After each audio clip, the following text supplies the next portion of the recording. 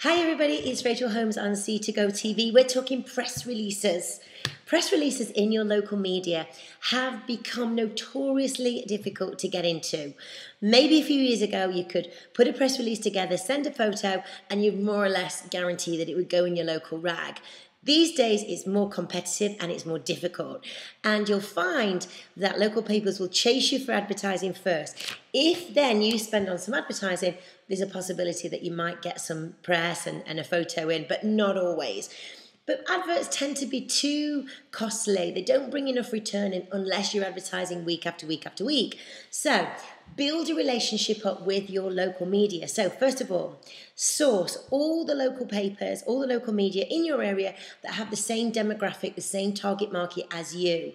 Now you need to, so important, fine-tune who your target market is. And if you're not sure what your niche is and how you have to narrow it down, who your client profile is, then check out some of my earlier blogs, because we've talked about it a lot.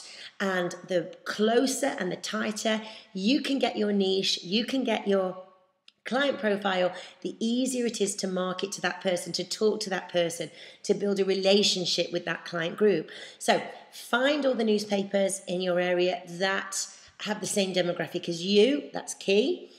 Have a scour through and see who or which journalist writes the articles, the health and fitness or the beauty articles. Find out their name, follow them for a few weeks and see what their writing style is like. Do your homework on those journalists. Are they freelance or do they work solely for that paper? Do some homework. Are they on Twitter? Are they on Facebook? Could you introduce yourself via Twitter and Facebook first before you send in any press releases? When you're ready, when you've got that email address, write your press release as if you were reading it in the paper, in the third person. Journalists are notoriously busy.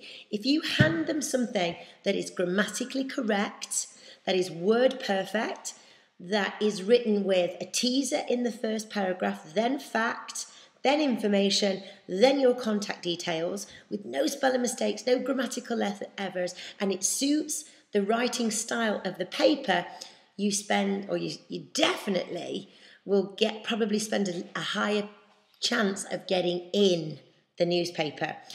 Always add a photograph as well. Now, you'll know from my website, my flyers, I love a photograph. And I think it's so important that you get some good professional photos done of you in your workout gear, training people, personal training if that's what you do, teaching your boot camp, head and shoulders, normal clothes, and workout gear. So you have a whole array of professionally shot photos that you can use for press releases and also on your social media. You should be using professional pictures on your social media for your profile page. You really should. Again, you're setting yourself as a role model, as an expert.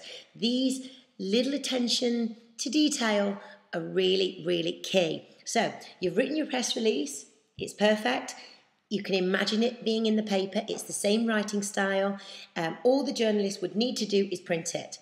Send a press release with a photo and email it directly to the journalist. In a couple of days, give them a call, find out if they've received it, what did they think, any feedback. Be prepared for the door to be closed in your face. You need to develop a thick skin when you're sending press releases, because you'll often get the knockback time and time again. But it's about constantly sending press releases every few weeks. Think about if you could tie in what's happening in the local area, maybe nationally, and a slant with your business. It needs to be current. It needs to be factual. It's not all about you selling your latest class. It might be something that you could tie in that's happening nationally. And if it doesn't go in, rewrite the piece, put a different spin on it, and send it back in again. But it needs to be factually correct, grammatically correct. It needs to have a teaser in the paragraph, then the fact, then all your information. It needs to be short, it needs to be punchy, and it needs to follow the same writing style as the rest of the paper. So don't give up. Keep sending your press releases off.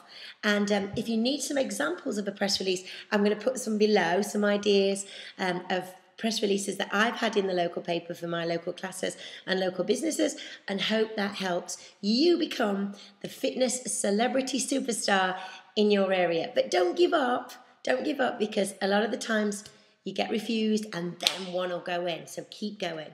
Let me know your feedback.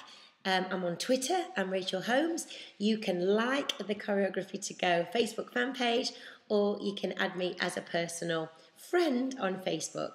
Have a great day. See you later.